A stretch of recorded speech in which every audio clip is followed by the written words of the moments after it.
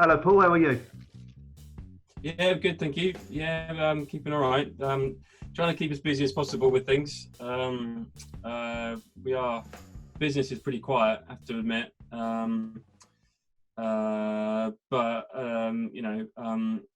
Being an architect, we sort of have to keep ourselves in the game on a number of fronts. We can't just drop out of all of the projects that have kind of been paused. We have to sort of keep up our duty of care.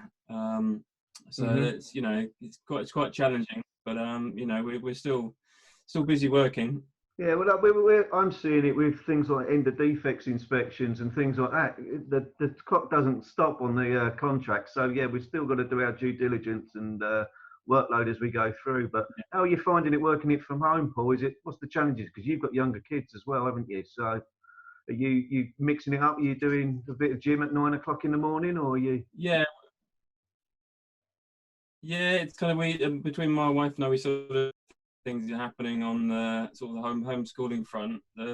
His school, they're using Microsoft Teams, which is is okay, but like we're all finding with the internet access, a little bit glitchy at times. You've got to sort of fill the gaps with what people may or may not be saying.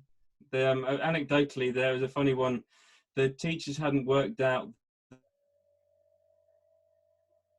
the kids could be in control of the mute button. So during one particular lesson, where the kids found this out, the teacher was being muted constantly on and off, which she got a little bit upset with and left the lesson 20 minutes early, much to the delight of all the children. So that was, it was funny, but then it was very naughty, clearly. But yeah. All good. Fun working from home then. Well, yeah, it's juggling plates, isn't it? Juggling plates. Yeah. Now you're a director of two companies in reality, Paul, aren't you? You've got Chalk from the architectural side, and where we sort of work together, which was Code. So yes, could you just give us a little introduction about what you're about, Paul, for people we got out there? So Chalk is the older of the two. We are 12 years since founding. Chalk is a firm of architects that specialise in interior design.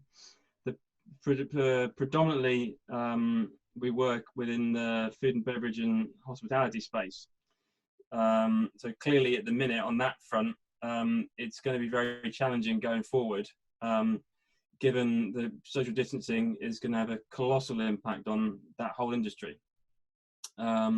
We also, the last 3 or 4 years, have been doing a lot of work in the office sector. And that's really been about sort of introducing some of the design and techniques that we've developed doing the F&B stuff, and bringing them across into the office space. And that sort of heralded the dawn of the co-working environment, and the blurring of the boundary between the two spaces, the two functions, the two sectors. And that's really where the second business came in, Code, which was a project management solution. And I created that 6 years ago to sort of bolt on to the side of the design solution to help our clients with delivery and coordination, and managing individual contractors and trade contractors. Yeah, so that's where you and I worked together. Really, in the first instance, we were looking at that co-working space for Platform at Tower Point. Yeah, Platform 9. Yeah, that was 5 years ago now, wasn't it? So yeah. So that was an interesting office, and that work hub and that sort of shared office sort of design has its challenges. Use, it seems quite favourable, and potentially everyone working from home at the moment, I can foresee that people are going to be utilising things like work hubs and reconsidering their office space. Do you see that, or? I think so. I think there'll be a blurring, a blending of the two. Well, sort of anecdotally, I've picked up from a number of my mates that you have commuted, that their productivity has actually gone up by, well, and again, anecdotally, by 20 to 30%, according to sort of the accountants within these big firms, but their productivity has gone up because they're at home and they're not haven't got the some of the distractions that you have in the office. Albeit you would think there'd be more distractions at home. Certainly with the people that I've been speaking to, it's not the case for them. They're more productive, which if you introduce that into the mix as a factual statistic, then business owners will look at that a lot more closely, because if you even to increase profitability or performance by 10%, that's still something people will look at. But for numbers as high as 20 to 30%, certainly that will change people's perspective on ways to work. But I know myself, I used to work. Also, a number of my mates. Sorry, go on. So I was going to say, I used to work in London myself, you know, and I knew that I did 5 years up there travelling up and down on the trains, and it was a good social life. It was a young man's game, but really at the end of it, I was leaving at 6:30 in the morning, not getting home till 7:30, 8 o'clock at night. Now, when I came to work down in Brighton, as it was then, where I was working, it was, you know, doing a 9 till 5 was like having a whole new lease of life again, and you could take up your activities and things like that. And that work-life balance was so much better.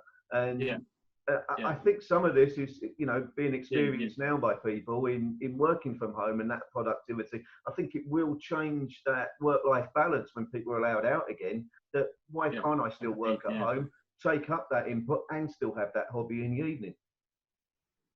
Yeah, I think so, and I guess it'll be down to how do you measure deliverables, you know, for business owners, for offices, you know, how do they police that new sort of working environment to make sure that they can gauge how productive people are being. But that, absolutely, you know, if you're have a better lifestyle around your work, you just become more capable of delivering a better solution. I think, you know, if you've got a better headspace, then it'll take you a shorter amount of time to get to the end result. Well, that's it. You know, when I stopped working in London as an office base and moved down here, I took up kayaking again. Now, that was something I hadn't done since I was a real kid, but it was very, very good headspace. You're out on the water, you're paddling, you're getting exercise, you're taking in the nature, and also you've got thinking time. Or not thinking time, the enjoyment time as much as anything. And, you know, that was really beneficial. I think you're right. It's one of the two things. It's having space to think, but also having space to not think. Kind of, you know, when you're stuck in a metal tube going up to London and back again, you know, grappling with worrying about being late or, you know, other stuff. That's not real sort of downtime to give yourself a bit of breathing space. So I think I do agree. I think this time is, you know, if you trying to give it as much positive spin as possible, is definitive breathing space for everybody. And it's important to use it as productively as possible. I think in that how you visualize your time, and you know what one of the positive aspects of it are. It's I mean we both talked about it. It's very easy to get sucked up into reading the news feeds every day and the headlines and kind of dwelling too much on the negative what ifs. I think you know, that's what it'll be what it'll be, and you know we've got to keep focused on, you know, what it is that we can do, but how it is that we're going to potentially have to change in delivering what it is that we do. I think that, you know, start looking at in terms of office space. I think everyone's getting used to working in a smaller space. I think in reality we've been designing office spaces with quite generous sort of footprints per person before. And not every employer is going to change their place where they're providing that office. But do you see that there's an opportunity now to maybe sort of condense some of the actual working space, but put more breakout space into those areas, and how we might treat that and move forward? Some of the stuff, like, you know, we work very well at Pragmatic together in Brighton. Another job, and that had some good sort of breakout space, some fun spaces, and that sort of thing in there. Is that what you see possibly being the trend moving forwards? I think so, because we're yet to see what social distancing is going to mean, over the short term, medium term, and long term. It's one of those situations where we just don't know. We can only sort of put our best guess at it, but it's going to be an interesting sort of sector to be involved in, because how is a social distancing going to work in the workplace? It could be that I think we'll need to sort of break areas up to give people more space between them. But also, I did wonder the other day whether it's also about, half the workforce coming into work on Mondays, Wednesdays, and Fridays, and the other half coming into work Tuesdays, Thursdays, and Saturdays. We're going to need to think differently, but a much more strategic sort of structural level, because commuting doesn't work for social distancing. Yeah. So you're taking a step back from actually being at work. How are you going to get to work? So you need to halve the amount of people that are around space, whichever space, at any one moment in time, to generate the appropriate distance between people. I note the news in Scotland last night, this morning, about one of the factors that they might bring in is you're allowed to kind of congregate in smaller groups. Don't quite know how that's going to work, but that could be an interesting sort of thing to start discussing. Of okay, well, how does that work in the workplace? With teams of people that need to come together. How might that work? Retasking areas for much better sort of conference, video conferencing facilities. It's a huge bit of tech to bring into the office space. The number of spaces do have it, but I'd say most offices don't have anything close to what potentially they're going to need to have. It's going to be an interesting sort of exercise in understanding the ramifications of social distancing within the office space. And we've talked also about what that might mean for hospitality and food and beverage, and I think we agree that it kind of doesn't work for that kind of environment, because that's where you need to be shoulder to shoulder with you're halving your income, and then it's very borderline with a lot of things that we've been doing there as to whether they're viable to take forwards. But one thing I was going to say to you was things like the telephone booths that we put in at platform 9. I thought they were great when we put those in, and I can see more of those sort of things coming back into your workspace, which confines you within a little area, personalizes you, but helps in that sort of whole office experience.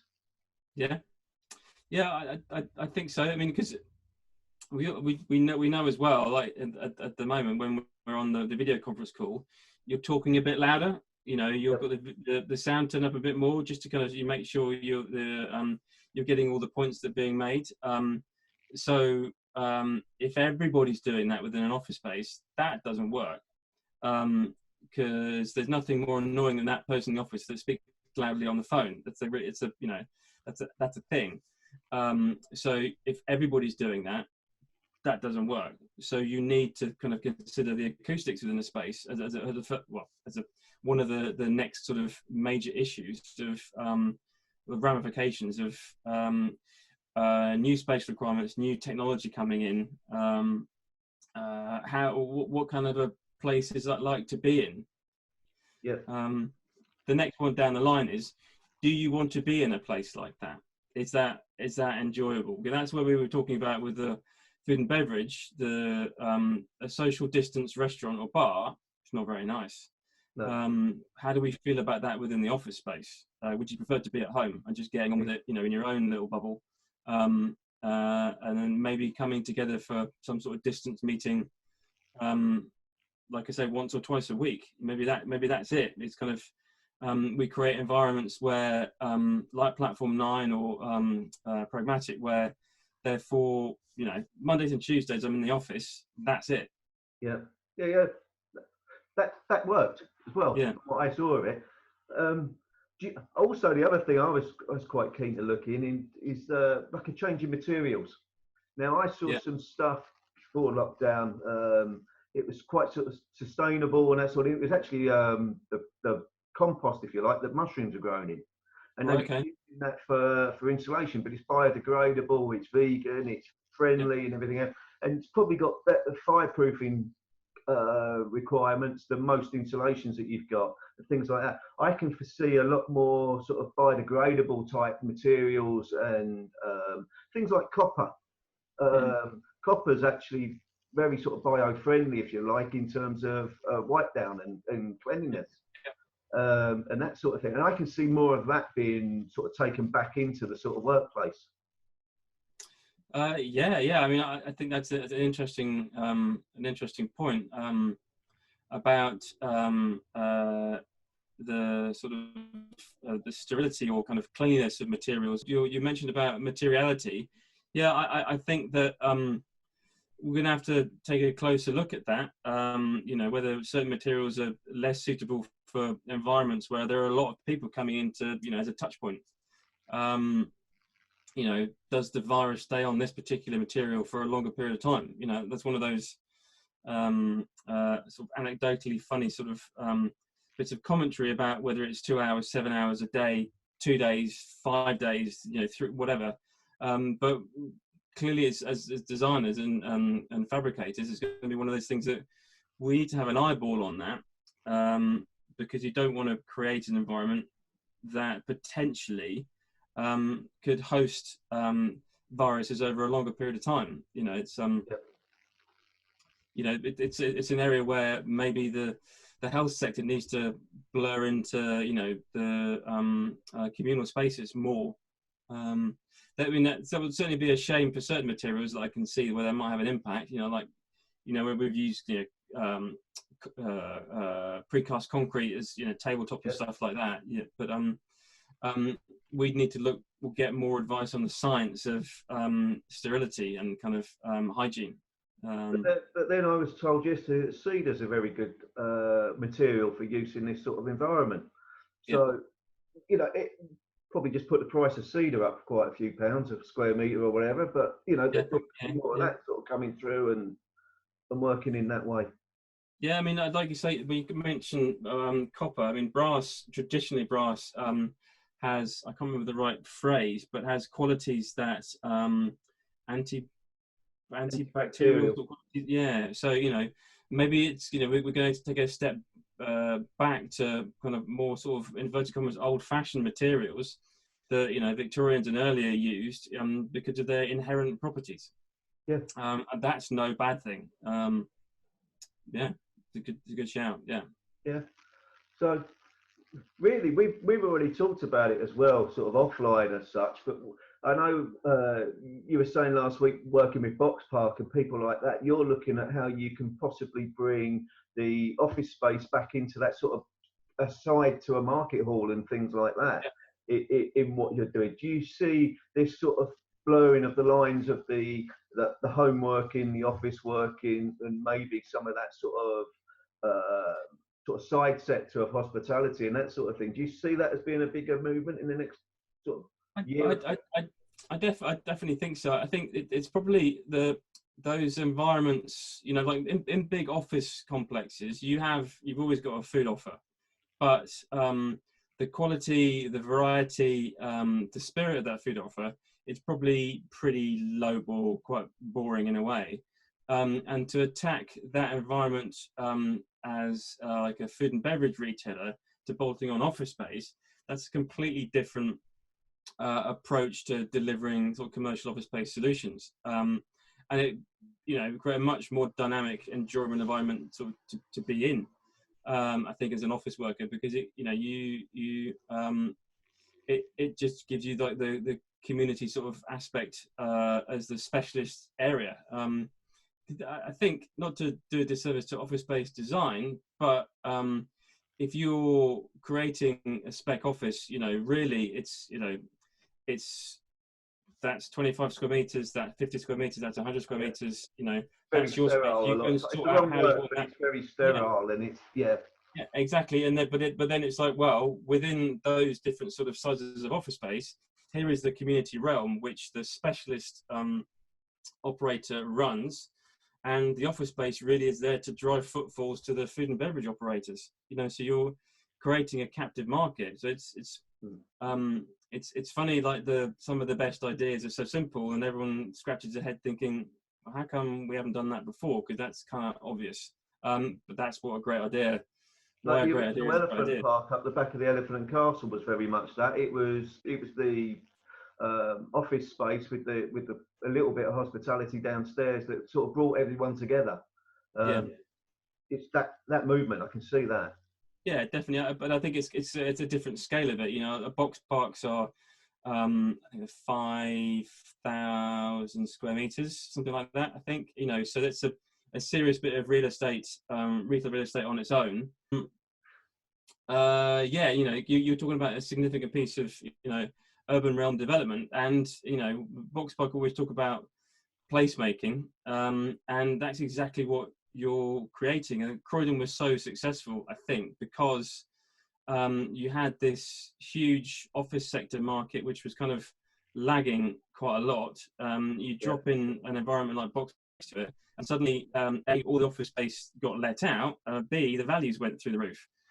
So it kind of it's an epiphany. It's like, oh, that really works. You stick a great food offer with a decent office offer, and it's right on the top of the transport hub as well. So you had that transient people going to work. It was somewhere for them to drop onto. Yeah, exactly. I mean, you remember like Borough Market. I mean, when I left university in sort of the late 90s, Borough Market was a thriving food market. With great sort of grocers and butchers and fishmongers.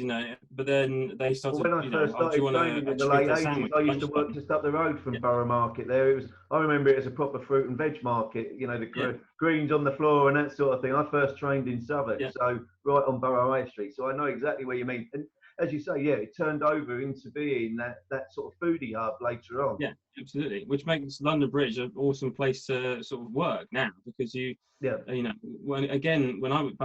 I was working there, it was like open for going for a sandwich for a couple of hours on a Friday. Then it opened on a Thursday, and then now it's 7 days a week, all day long. So it clearly has a heritage, and it clearly works very, very, very well.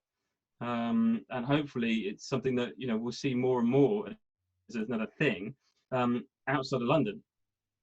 No, I agree. You need it in your Bristols and Brightons, and Yeah. No, that's good. So really what we've talked about there, Paul, is we've talked about materials, we've talked about spaces and that sort of thing. Do you see how the office space will move forward? Some of these bland sort of 1960s, 70s open trading floor type areas, I don't see the take up on that. There wasn't necessarily the take up on that in previous years just gone by at the moment, and there has been a move certainly in London that's sort of transferring those and getting permitted developments to turning them into residentials. Do you still see that going forward? Because can you see the office market still contracting a little bit more and changing, as we've discussed, to leave those sort of permitted development type opportunities out there for conversion to resi? I think that's one of the big sort of strategic questions that we're going to need to consider. I hope, in a way, I hope not, because office space in central business districts around the country is critical for it to be in that place. I think we might start to see a mixed use, if depending on how big the building is. If it's of a decent scale, maybe we can start seeing a mixture of uses within that building, rather than it's just office or it's converted into resi.